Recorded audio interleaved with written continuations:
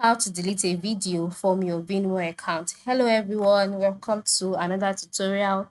In this tutorial, I'll show you how you can delete a video from your Vimeo account. And how do you do so? The first step is to log in into your Vimeo account just like I've done here. And then once you're logged in, move to the left side of the screen and click on library.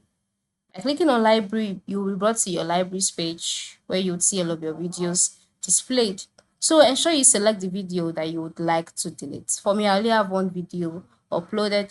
So to delete it, just click on the three horizontal dots that you can see on the video, and then a menu will be displayed. In this menu, scroll down until you can see the option delete, which is usually the last option here.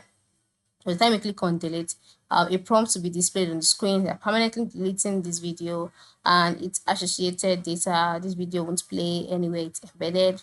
Click on delete, and just like that, the video would be deleted.